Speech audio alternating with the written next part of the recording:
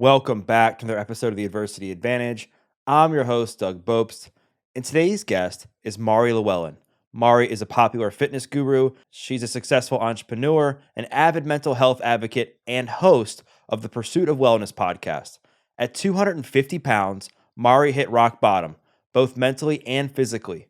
She decided to take ownership of her health, and with the help of her now husband, Greg, she was able to lose 90 pounds and finally find self-love. Mari documented her astonishing mental and physical health journey via her online platforms, which garnered her over 2 million combined unique followers. She completely transformed her future and has now dedicated her life to help women from all backgrounds reach their full mental and physical potential.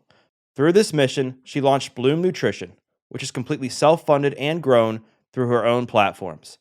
Today we talk about Mari's incredible story from start to finish and break down the steps she took to completely transform her life mentally, emotionally, and physically, and so much more. So let's get this conversation going and welcome Mari Llewellyn to the Adversity Advantage podcast. Mari, welcome to the podcast. Hi, thank you so much for having me. I'm excited. Your story is incredible. I mean, you have transformed your life in so many different ways, between overcoming some mental health issues, losing nearly 100 pounds, building a successful business.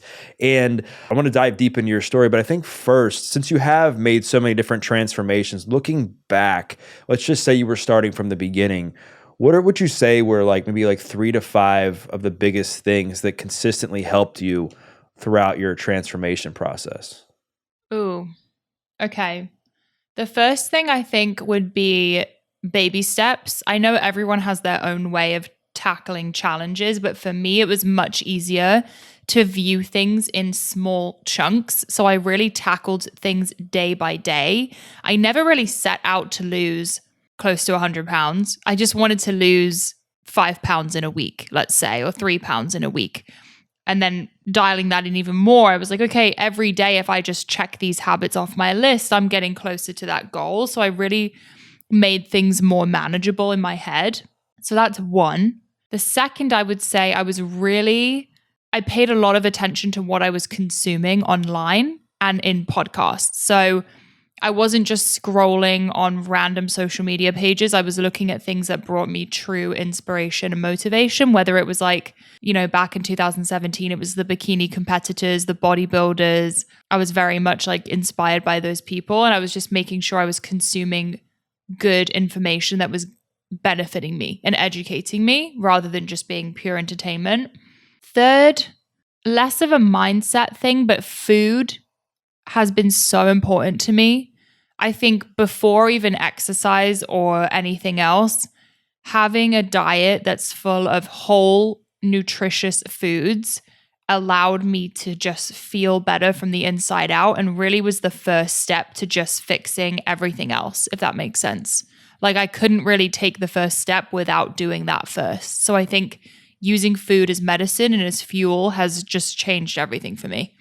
Those are 3, I think, solid points that I think would help anybody make a great transformation. Paying attention to how you're fueling your body, paying attention to what you're consuming online and on podcasts and stuff like that, and then also the importance of baby steps, and it's so important. And so now I want to go back to the genesis. I want to go to the genesis of your transformation. You're making a phone call, you're calling your dad, you're telling him that you're ready to leave college, and your life at that point is completely out of control.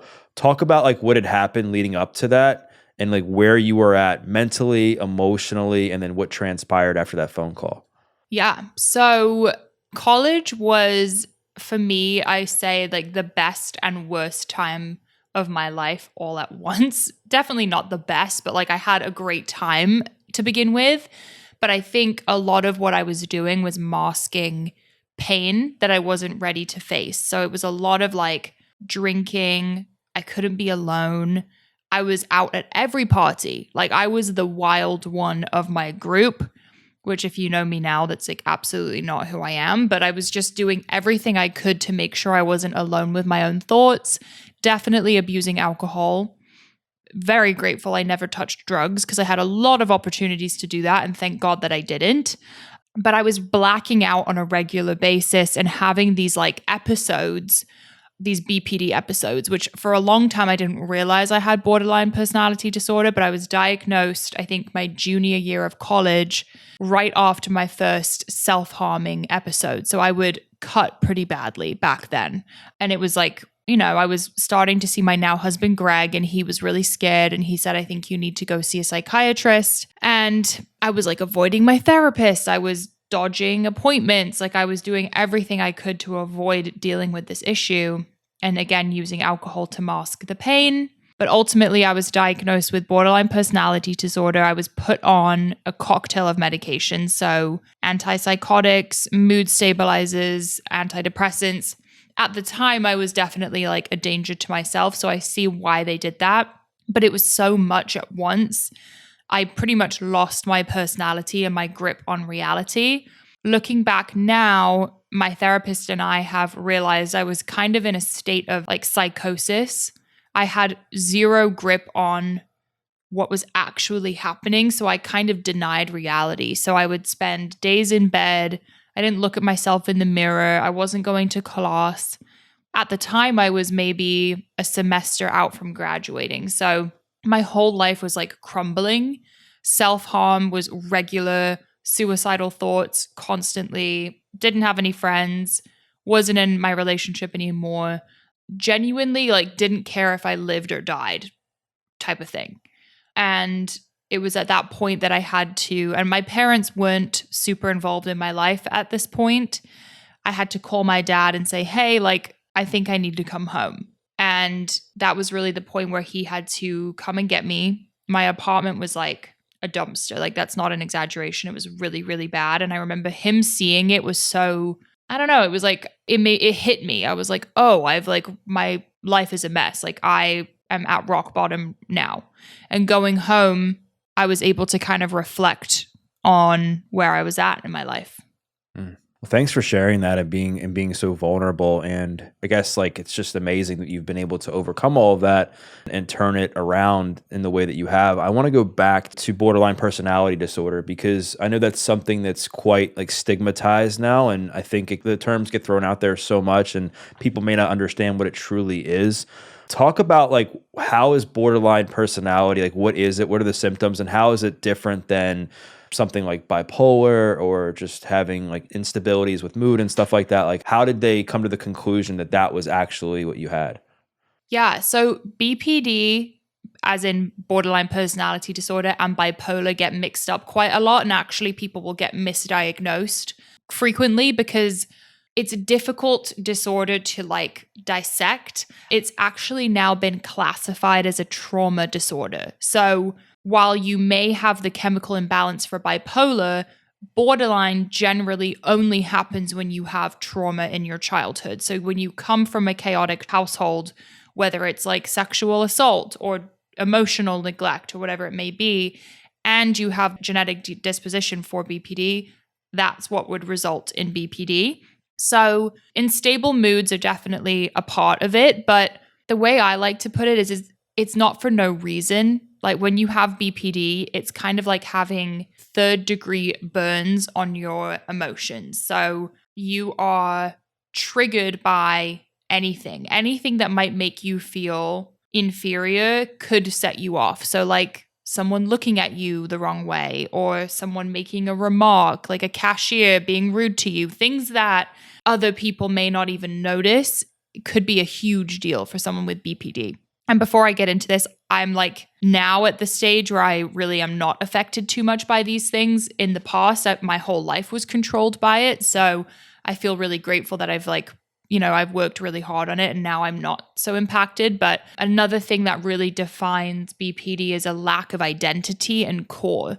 So when you grow up in a household where the reactions you get from your parents are scary or unpredictable, you're kind of unable to develop a sense of self, which can be really detrimental for a kid. And even into adult life, when you don't know who you are, you kind of lack that self-esteem and confidence you need to go into a world full of chaos and change. Self-harm is very common. Suicidal thoughts are very common. It's a very painful disorder and it definitely affects interpersonal relationships. Like getting into romantic relationships is when I first really started to notice my BPD symptoms. Thanks for clarifying all of that. And I also have to imagine it must have been quite challenging to kind of deal with all of that in the news of having, BPD when you were like 20 years old or something like that and you're in college. How were you feeling like at that time when you found that out? Were you accepting of it? Did you know, could you look back and say, oh, this all makes sense? Or were you in some sort of denial because, again, it was so stigmatized that it can be hard to accept that? I actually had a sense of relief because I, at that point, felt so thrown around, I like to say, by the disorder. I felt like I didn't have much control over my life or my emotions. I just felt like, am I just like a really sensitive person? Like, why am I like this?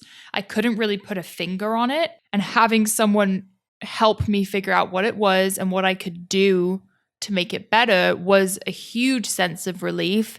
But it was also the start of like a very long journey that I've been on now for years in trying to manage it, because living with BPD is a full-time job in itself.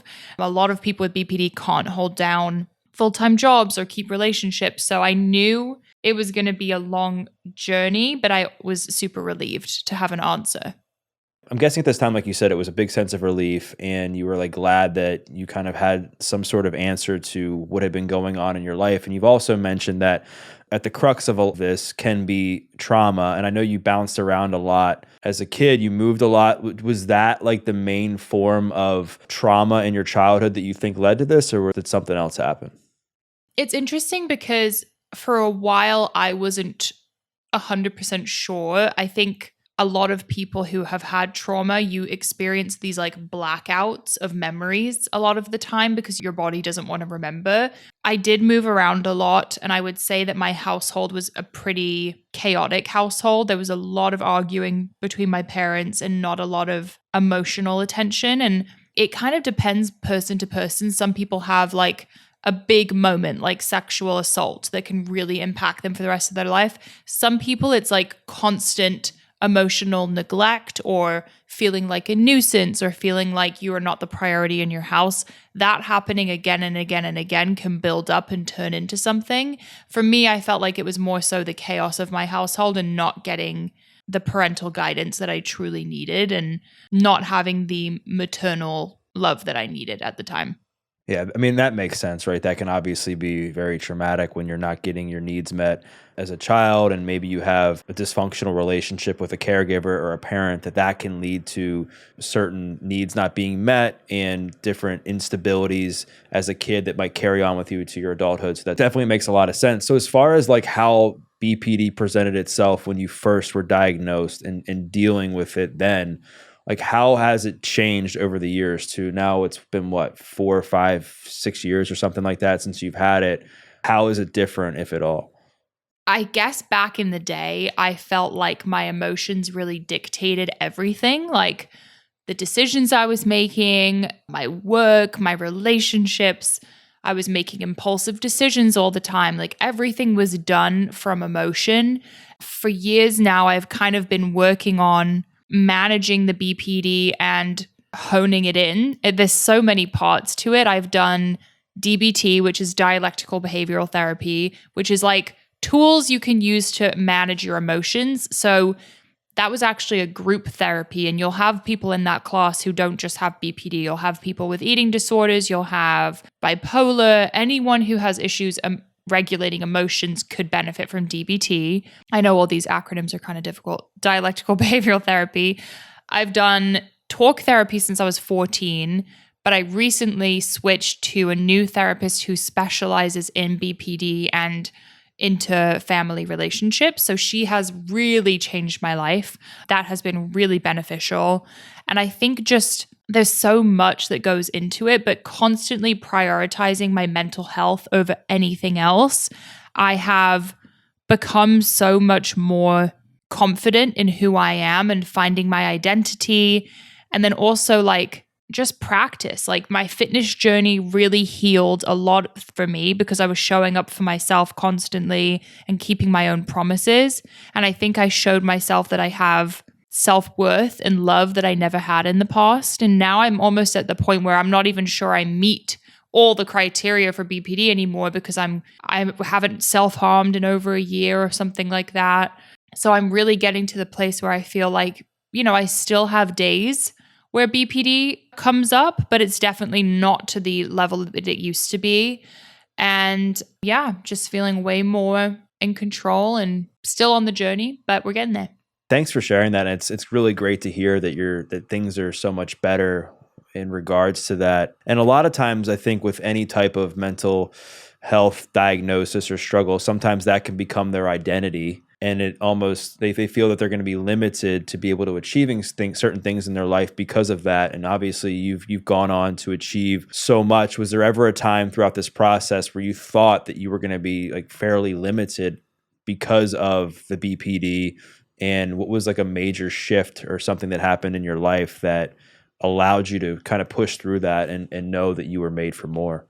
Yeah, I think I definitely did feel like it would get in the way because everyone tells you that it will. Like when you look up BPD or you talk to anyone, they'll say like, oh, this statistic, this amount of people kill themselves when they have BPD, which is awful to read as someone who just got diagnosed. And people struggle having, to be honest, my old therapist used to give me information that I felt like made me feel limited. She would say, yeah, it's really hard for you to keep a job. It's really hard for you to be in a relationship. Like those were very limiting beliefs. And I think rather than settling for that, I did struggle with regular jobs and sitting in cubicles for sure, which is part of the reason I think I've ended up in this position where I'm an entrepreneur, because I am in control of my own schedule and I can use my assets to my best advantage. Like connecting with an audience and using my BPD as my asset has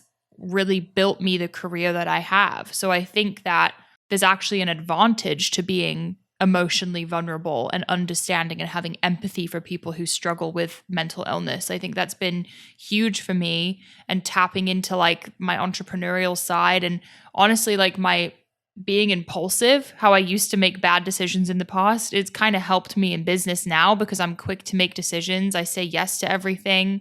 I kind of have this drive because I know what it's like to be at the bottom, and I don't think I would have that if I hadn't experienced everything I have.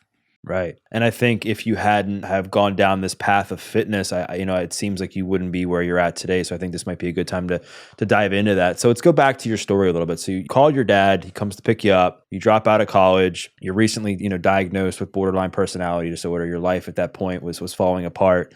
What were some of the first few steps you took to go to turn your life around in a direction that was positive? I always say this, but I'm not a doctor or a medical professional, so no one quote me on this or do this. But I did decide to come off my medications, pretty much cold turkey, which is like the number one thing they tell you not to do.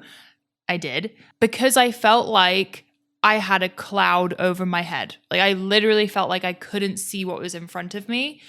And coming off of them was brutal. Like it took months and months and months for me to actually start feeling like myself again. But once I was on that path, I was able to kind of look around and see the reality and look at myself in the face and be honest with myself. I think that was the biggest thing. For years, I lied to myself and said, oh, like this is just who you are. Like partying is like what you're meant to be doing. Like I just like had all these excuses for why I wasn't tapping into my full potential. And it was the first time I looked at myself and said, like, you are the only person responsible for where you are and you need to get yourself out of this situation. No one's coming to help you. It was a reality check for me. So I think taking accountability and putting one foot forward and just continuing that, like even if it was a slow start, just saying like, I am headed in the right direction right now. That was my mentality. And I just thought that, I don't know, I didn't really know where I was going to end up, but if I work my ass off, it will end up somewhere good, if that makes sense. Like that was kind of my mentality from the beginning. Makes total sense, right? Like I think the first step to making any massive change is admitting that you're not happy with where you're at and taking full responsibility and accountability and trying to proceed to the best of your ability. So you end up coming off the medication. What was life like for you during that process? Because I got to imagine there was probably super challenging for you, being that you had, medication to help you with BPD and you were also going through like a pretty traumatic experience as far as leaving college. Like, how did you manage all that at that time? I definitely began to like feel things again, which is crazy. Like the medication kind of makes you feel neutral all the time. You don't feel super happy, you don't feel super sad. So that was where I realized that food could be huge. I remember my dad had bought me some of these books. And at first I was like, you think these are going to help? Like, you think food can help? Like, this is a deeper issue. But genuinely, like, sugar and caffeine were making my life so much harder than it needed to be. Like, sugar was spiking my blood sugar, which was making my mood crazy. And the caffeine was making my anxiety worse. And all the things I was consuming were making my BPD worse. So I realized by changing my habits and incorporating healthy fats and things that were giving me more stable energy throughout the day could really change the game for me. And that's where I really discovered also that moving my body could be huge and that exercising was going to release endorphins, and kind of finding natural aids for mood boosting really changed everything, and drinking enough water. And then I realized that, I mean, there's so many layers to it, but just even showing up at the gym because I wanted to make myself proud, like that was a whole new layer for me. I want to talk about like the importance of just showing up at the gym, because it's the new year and there's going to be people that are looking to make a health transformation. And sometimes people, it's almost like paralysis by, analysis, to where they don't even want to go to the gym because they're like, well, I don't even know what I'm doing, or I don't know if I'm going to get results right away. Like, how was just showing up to the gym? Like, why was that so transformational for you? Like, take away any results that you got from that. Yeah, I think it's a habit, right? Like, I think so many people approach it in the wrong way. It's like, oh, should I go or shouldn't I go today? It's like, remove the option. You're going. Like, first of all, you're just going.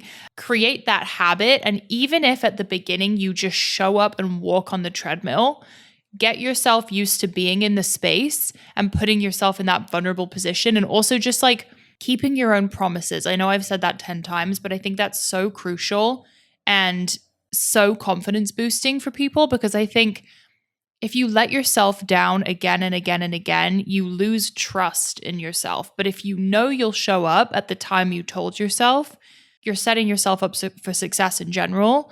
I can understand that the gym is really intimidating at the beginning because maybe you're walking in not so confident in the way you look, and maybe you feel like everyone else knows what they're doing or everyone else is staring at you. One tip that I love that I did at the beginning was I would wear massive headphones, kind of like these that I'm wearing right now, and a hat. Blast your favorite music and put that hat really low so you're not looking at anyone else. Focus on yourself, and trust me, no one's really looking at you. Like, if they are, they can F off, because like, you deserve to be there more than anyone else, as much as anyone else. I think everyone at the gym is just there to better themselves and not look at other people. Yeah, I mean, you're right. I think there's so many people that they're afraid to go to the gym. It's like, what are they going to think about me? Like, if I'm on this, doing this exercise, or that I can't lift this much weight. And it's like, nobody cares. Like, everybody, if anything, they're just so happy that the other people are there and they're willing to help you out and they're willing to cheer you on when you're there. And so I invite people, if you're in that position where you're kind of stuck and you're on the fence on like, should I go or not? Because of that reason, just go. Trust me, you'll so be glad that you did. So you step into the gym, and at this point, like, if you've also got, you're also what, like nearly 250 pounds as well, right? You're going through this massive emotional and mental transformation as far as everything with BPD and leaving school and coming off the meds and learning how to cope with life. And then now you're also at a place where you're, physically you're at a place where I'm sure it's not healthy, right? What was the initial process like for you as far as losing weight and transforming your physical health? Like, how did that start to unfold once you set foot in the gym? I started with food, first of all. My regular breakfast at the time was 2 muffins. Like, I know you guys maybe can't see, but they were big. Like, big muffins, like maybe a pumpkin and a blueberry or something. And a giant iced coffee with milk and sugar. Real milk, I will add. And it was just setting me up for failure. So the first thing I did was sub out the breakfast. And I was starting to see my husband again, Greg, and he has been bodybuilding since like middle school. So I knew he knew what he was doing. So I was like, okay, I'll just imitate what he eats. So I would make 6 eggs and oatmeal with blueberries, like a full bodybuilder breakfast. And I was like, okay, like I'm cleaning it up. And that was a good first step. Obviously, maybe I shouldn't be eating as much as like a 250-pound bodybuilder, but I like figured it out and toned it back and made it my own. So the food was huge. I started doing longer walks with my dog Lulu and just getting movement in. I think that's underrated, just going and getting movement in, first of all. And then eventually got myself into the gym. And at the time, I was watching some like bikini competitors I was obsessed with, watching their like gym routines, learning weightlifting, figuring that out, and also asking Greg for help, with form.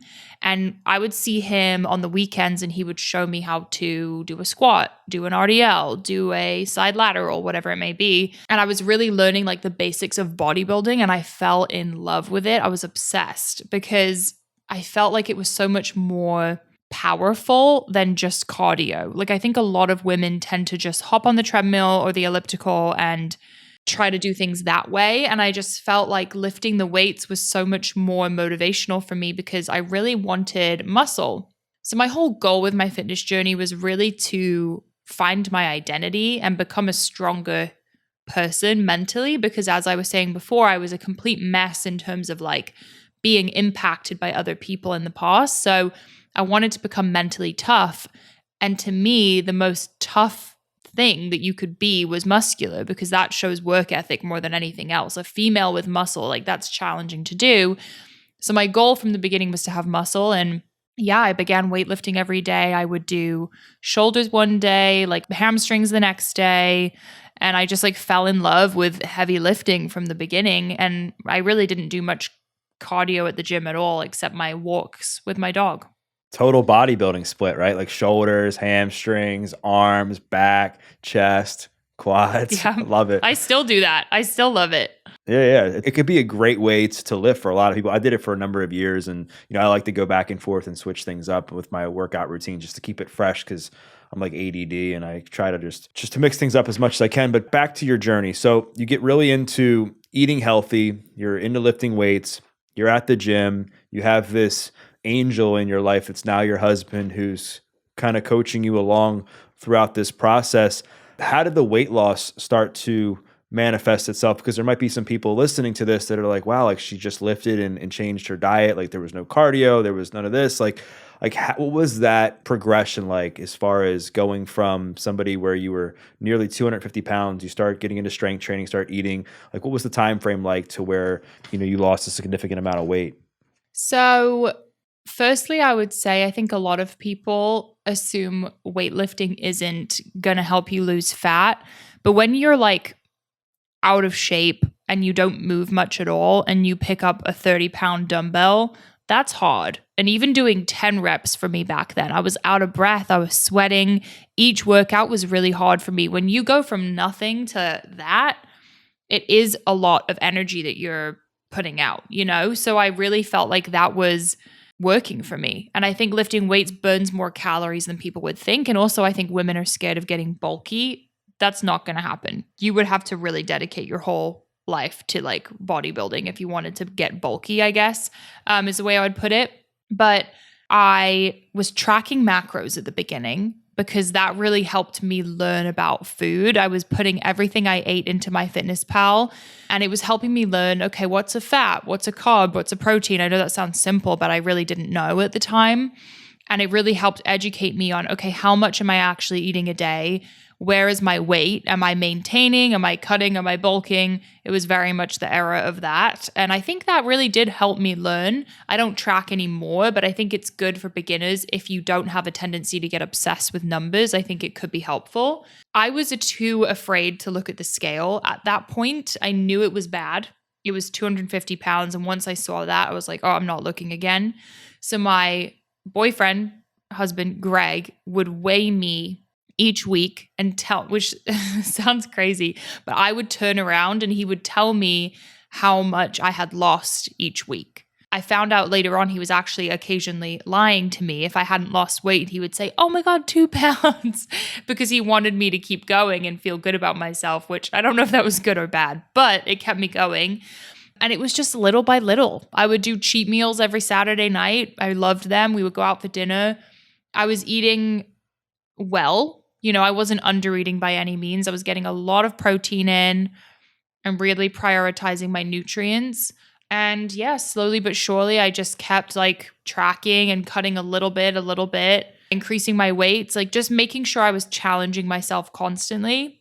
It took me, and given like I really committed myself to this because I had dropped out of school and like didn't have a job, I was obsessed with everything fitness. So I definitely lost weight quite quickly. I lost 90 pounds in, I would say, 8 months, maybe 9 months. So it was quite a lot of weight in a short amount of time. But yeah. And then I continued to just keep going because I fell in love with it. And eventually it just became a lifestyle for me. What a story. And I would say that's not that much. That's not that like quick as far as like weight loss. I mean, obviously, kudos to you, but as far as like it being an unhealthy amount in a short amount of time, if you think about, they say like 1 to 2 pounds a week, you lost 90 in what you said, 8 or 9 months. Let's just say 9 months to be safe. That's 36 weeks. You times that by 2, that's 72 pounds. So you're at 90. So it's not like you did it like too unhealthy or quickly or whatever the case may be. Do you think a lot of your success as far as the weight loss specifically and how you've transformed your health was because you saw it out from the beginning, not to necessarily focus on the scale? Like your goal, like you said, was to, transform your identity. It was to focus on being strong. It was really to help you become a better version of yourself. Do you think that is what was a big part of your success? Because so many people focus on the scale and that becomes their only metric. I mean, it's so easy to quit sometimes. Yeah, I think having a why other than the way you look is so important. And I think that was the real reason I was in there. I felt so much better after I got a workout done. I just felt so much like the endorphins. I felt like I showed up for myself. My mood would be so much better than if I had skipped the workout, that I knew I had to go every day just for my mental health. Having a why outside of appearance is so important. It's the reason I work out now. I mean, I'm not really looking to lose weight now, but I still show up every day. And that's what really makes it a lifestyle, is having that inner reason. And how has your inner reason and why like evolved over the years? Like how has it changed from when you first started going to where it's at now? I think at the beginning it was definitely to become a tough person mentally and to really change who I was and develop that discipline and work ethic I really wanted. Now, I think still somewhat the same reason. Like I still believe in personal development. I think I'll never be done improving and evolving. I definitely have switched things up a little bit, like my style of workouts. But I think like I just care so much about my health in general now. I just want to I think more about longevity now. I think about like getting older and aging well and like, being healthy into my older years a little bit more and being able to be, healthy in the long run, I think is another motivation for me now. It's a great goal to have, right? Is wanting to live your best life and wanting to live like longer and be healthy along the way, I think is an amazing goal to have. One of the things that I think a lot of people have a hard time with when they're setting foot in the gym or they're at a tough place in their life is self-image. That even though they're taking these first steps into the new version of themselves or making healthy choices, they look in the mirror and they still struggle with the person that they see at the very beginning. Did you ever have a hard time with that when you were first starting out? And if so, like, how did you push through that? Yeah, I think I still have that struggle, to be honest. Like, less about the physical change, but more so being terrified of slipping backwards to who I used to be. I definitely have talked about it in therapy a lot. It's something that it gives me the work ethic I have, I think, because I'm constantly afraid of, if I skip this, if I do this, if I'm late for this, or if I don't say yes to everything, I'm going to be the person I used to be, which is what I'm so terrified of. So I do have to work on letting that go a little bit because I don't think I'll ever be that person again. I think I've always been who I am. I just needed the environment and the self-work to get there. So yes, I constantly deal with fear of slipping back to who I used to be, for sure. I think that's pretty common, I would imagine, with people that make any sort of transformation, and especially when you've made it both a mental an emotional and a physical transformation. I'm sure that can always kind of creep up and be on your mind at times. I want to talk about like obstacles, because I think that's something that people struggle with too, is when they're on this journey and things are going really well. And then all of a sudden they hit an obstacle. Maybe the scale is not moving. Maybe their strength doesn't improve. Maybe they had some sort of relationship problem that is impacting their journey. Or was there ever a time that kind of sticks out now throughout this process where you hit like a roadblock that was at the time very challenging, but you figured out a way to get through it, and then that in a way made you stronger? It's interesting because I hit, a few plateaus. I think people talk about weight loss plateaus all the time, and that definitely happened to me.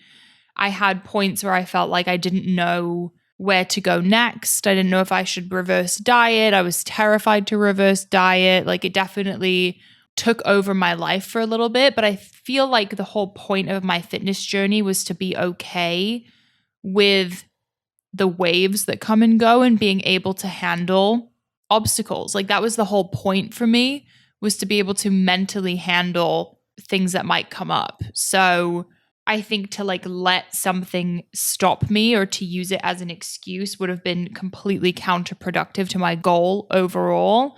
I think having the mindset that, like, let's say you mess up one day, you don't have the best workout or you don't eat on your plan, rather than dwelling on that and digging yourself in a hole and saying, well, screw it, I'll just throw everything in the trash because I messed one thing up. Getting back on the horse right away is the best solution. And moving forward, even now, like Thanksgiving, for example, or whatever holiday you may have just celebrated, like, that's in the past. The only thing you can do is just get back on your routine and do what you know works. And I think that was the mindset that I carried throughout my whole fitness journey.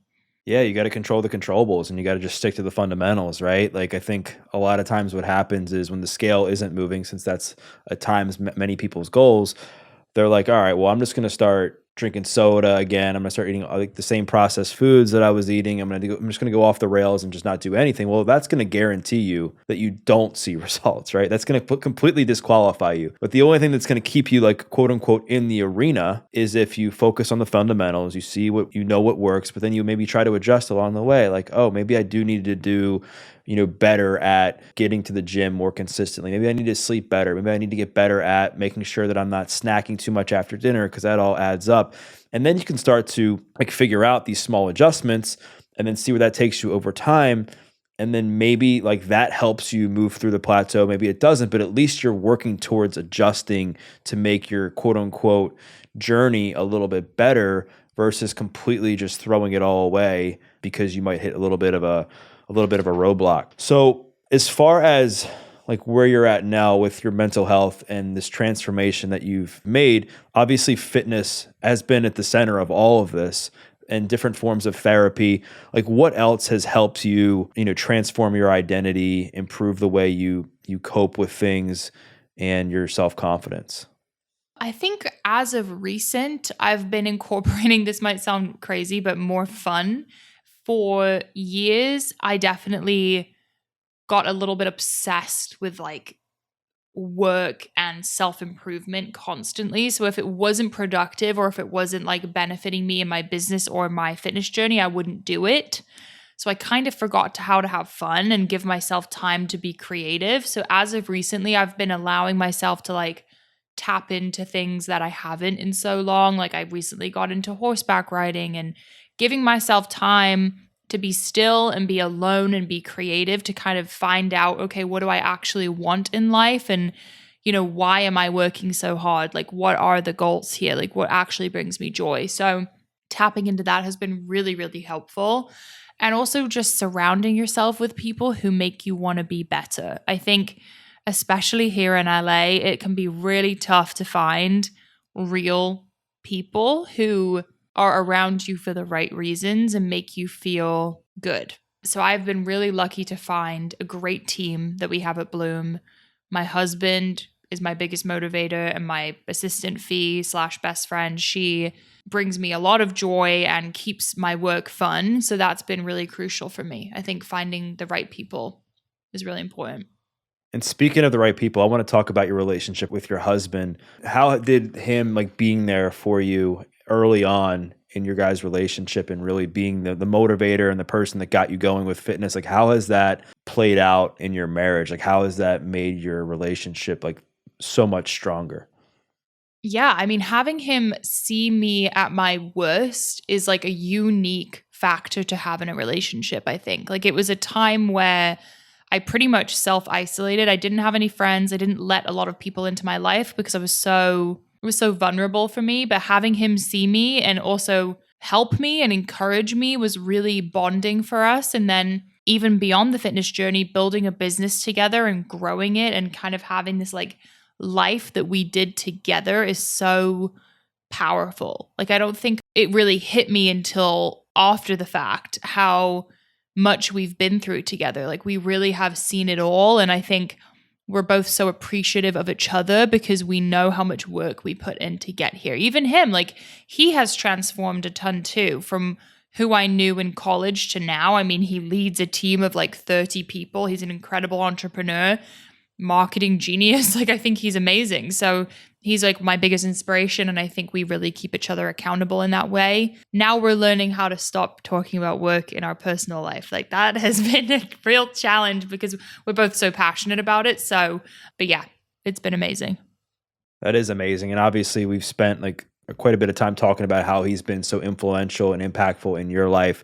Like, what are some things that you've helped him with? We are pretty much opposites. He compliments me in the things that I lack, and I compliment him in the things he lacks, and vice versa. So with our business, he's definitely like the numbers guy. He's really bullish with money. He understands money, great with marketing, not so great when it comes to creatives, content, branding, connecting with the audience, etc. So those are all the things I love. I think I've helped him in that way. And then also with my BPD, he isn't a particularly emotional guy. He wasn't super in touch with like his emotions and communicating and things like that. So I think through my disorder, he's actually learned a ton about emotional communication and being empathetic towards other people. So yeah, we've both learned a lot from each other, I would say. That's so awesome. And I'm sure it's like, he's like, yeah, just putting like a thing for Bloom out there, like, just buy my product. And you're like, honey, it's not that simple. Literally. If it were up to him, our branding would be like black and white and like, yeah, he's crazy. And then as far as like your family dynamic, obviously you mentioned that, you didn't necessarily have the greatest upbringing. You bounced around a lot and you've come so far as your mental health, your emotional health, your physical health, and what you've accomplished professionally. Like, where are you at right now with your family? Well, I just had them here for Thanksgiving. I'm definitely at the stage. For many years, I would say I was very hurt and angry about everything, and it kind of found it difficult to be around them. And I felt like they didn't really understand my life now. And I don't think they do even now still. I think the life I live is it's very different to the path that anyone in my family's ever taken. Like entrepreneurship, the social media, LA, the whole thing is confusing for a lot of them. But I've done so much therapy and inner work that I'm now at the point where I feel like I can begin healing those relationships and kind of meet them where they're at and accept that they're doing their best. What has helped you come to terms with that? Because I think a lot of people struggle with that when they've had hard times as far as the relationships with their family, and they end up making a transformation and they start to see things differently. Like, was there a point recently where you were like, I really have to forgive them? I think just the years of emotional turmoil that it had on me, I got to a point where I was like, they are not going to change. This is how things are. Like, this is the best that they could do. In order to heal myself, I need to accept this. And it's a little bit of a selfish decision. If I want to be happy and content and not live with this anger anymore, you kind of need to forgive and move on and just accept like the involvement that they will have in your life isn't exactly what you want. Right. That's something that I think so many people struggle with, is that they end up embarking on some sort of journey, and then they see like how much personal development and therapy and self-help has helped them, that they then expect everybody else to take the same journey. And in reality, like not everyone's going to take that same journey, and you have to ask yourself, like, is it better for you to say you were right, or is it better for you to be happy? Like, what do you want? Right? Because I mean, yes, there's people that treat you wrong. Families can be super challenging, and it's like you have two choices. Are you going to just be angry at them for the rest of your life and continue to point the finger and say, you know what, like, I'm not going to talk to you until you apologize, and then you're still going to be unhappy, right? Or are you going to just say, you know what, like, I accept the fact that, you know, they didn't treat me the best, but I think maybe they might have had the best intentions and didn't do anything like malicious on purpose, and I forgive them, and I want to do the best I can for the sake of our relationship. And then, so speaking of like entrepreneurship specifically, I know like there was a moment you posted a picture online of your transformation, and that was what really began this entrepreneurship journey between you and Greg. So talk a bit about like you posting this picture, where you were at as far as your social media presence, and how that led to, you know, what you're doing now. Yeah. So November of 2017, I had a before and after photo that I made pretty much for Greg. I was just showing him like, oh my God, look how cool. Like I have a bicep or whatever I was doing. I don't know. And he was like, oh, well, you should post it. I had 900 followers at the time. And I was like, I don't know. I'm not ready for them to see. It was all my friends from Drexel or whatever.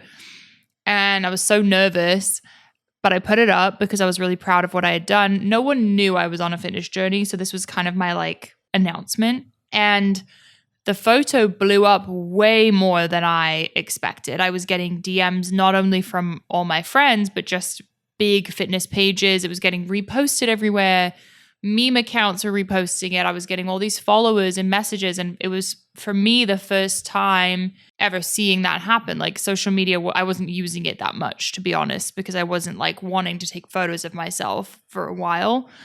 And it kind of all happened really organically. Like all these people were asking me for workout plans and nutrition guides.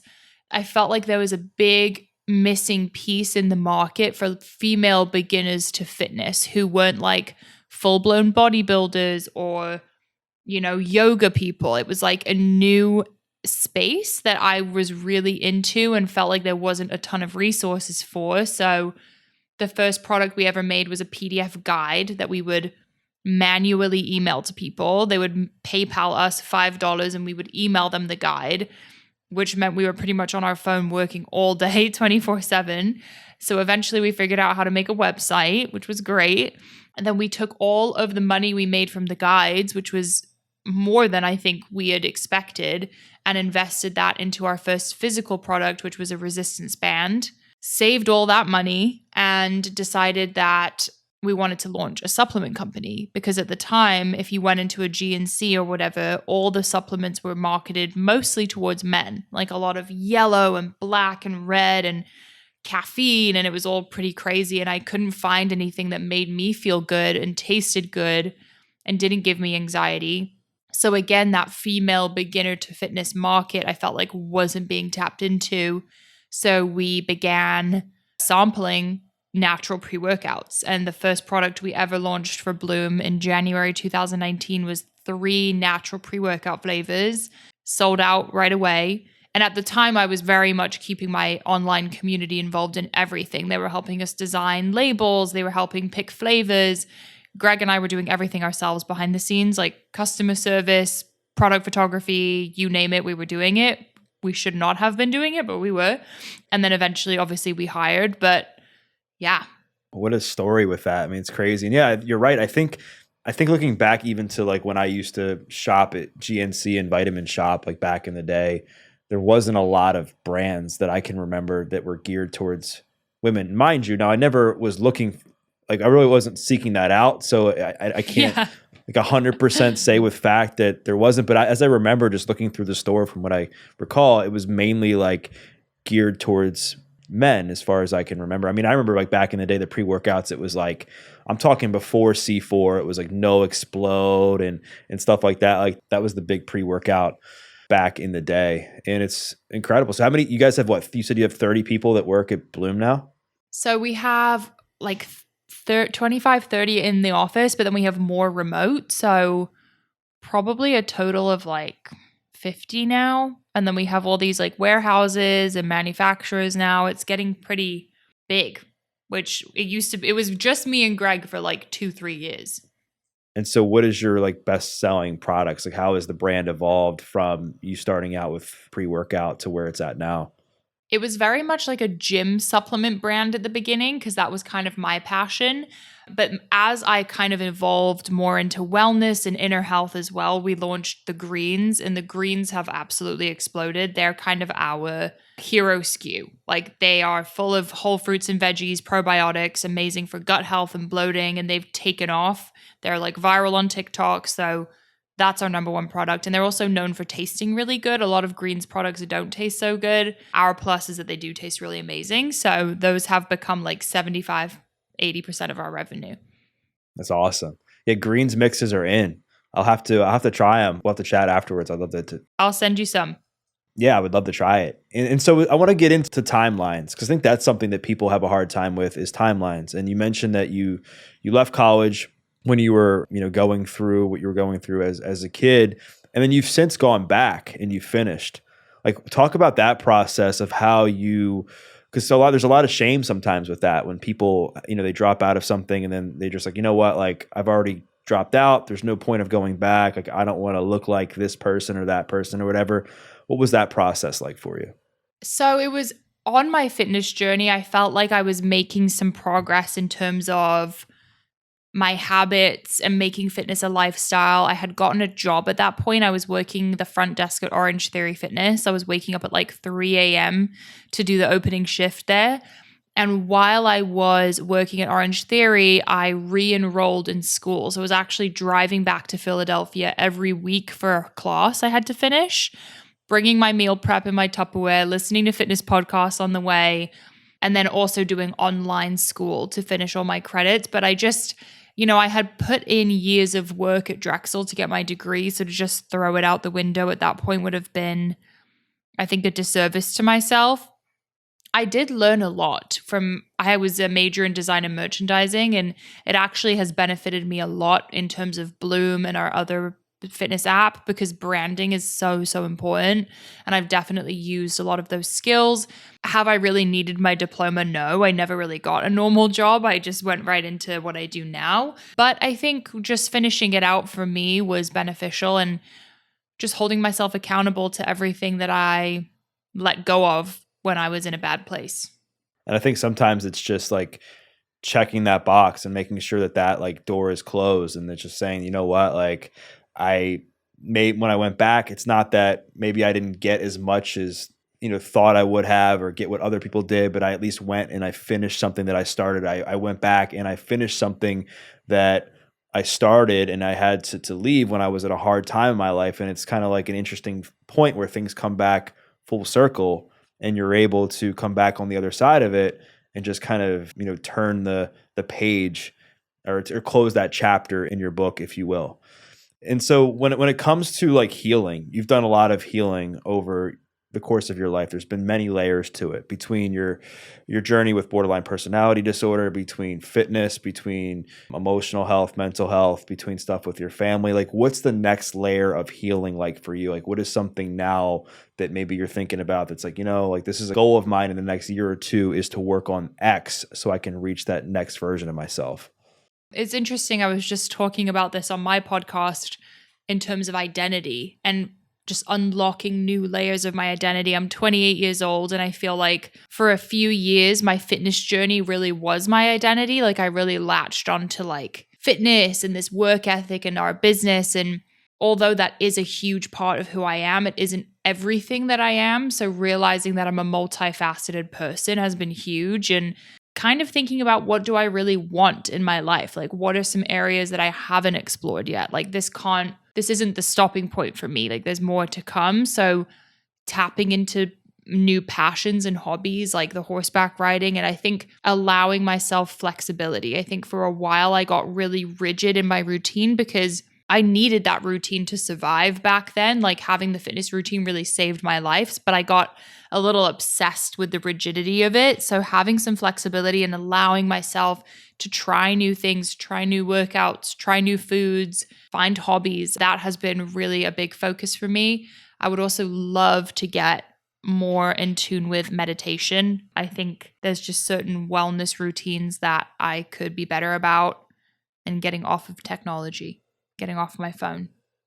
Those are some great goals to have. And I think it's really common when people get super rigid with their fitness journey and they become so attached to it because of the meaning that it had in their life and how much it helped them, right? That, like you said, you don't want to go back to that old version of yourself if you make a certain choice, or if you end up, not doing a workout, or you end up missing a meal, that you automatically sometimes can correlate that with, oh my gosh, it means I'm going backwards. Diving back into your fitness journey really quick, so obviously that has been the most helpful part of your transformation, has been fitness, and that really has served you in a super positive way. Was there ever a point, like maybe after you lost all of the weight and you were continuing to work out, where maybe fitness just wasn't giving you the same thing that it did before, and you had to seek out maybe something else to help you cope with certain things mentally and emotionally? I would say that along the way, fitness helped me up to a certain point, but I think everything else outside of that has been so important. Like therapy has been huge.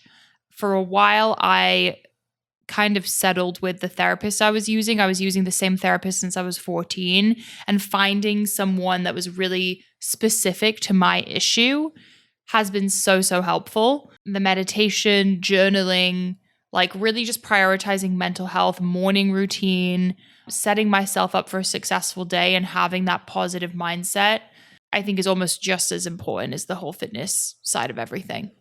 Right. And I think fitness can be like this catalyst for change, right? I think it can be a great stepping stone for so many people to get started in transforming their life. But I think as somebody who's been there, I think we all reach a point sometimes where it gets you to a certain spot and you're like, oh, I need something else. Like this can't be it for me. Like I need to find other ways to cope. I need to find other things that give me meaning and purpose in life. So I'm really glad that you found that as well. Well, Mari, this has been amazing. I've been so enjoyed like having an open conversation with you about your journey and you being so vulnerable. And I appreciate you opening up. And I think people are going to get a lot of value out of this conversation. So if people want to follow along on your journey, if they want to check out your new podcast, if they want to check out Bloom, like where's the best place for them to do that? Yeah. So thank you so much for having me. I loved the conversation as well. You can find me on Instagram at Mari Llewellyn, MariLewellyn. Bloom is at bloomnew.com, bloomnu.com. And then my new podcast is The Pursuit of Wellness with Dear Media. Amazing. Congratulations on all of that. I will make sure to plug that stuff in the show notes. And for those listening, what I invite you to do is to share a takeaway. Maybe it was something Mari said as far as some of the key things that has helped her throughout her transformation. Maybe it was something that she said about her relationship with Greg. Maybe it was something that she said about how she's completely transformed herself mentally, emotionally, and physically. Maybe it was something that she said that resonated with you as far as her weight loss journey and how transformative fitness has been for her. Whatever the takeaway was, make sure to tag Mari and tag myself, because we'd love to hear your feedback. And once again, thank you for listening to this episode of The Adversity Advantage. I'm your host, Doug Bopst. We'll see you next time.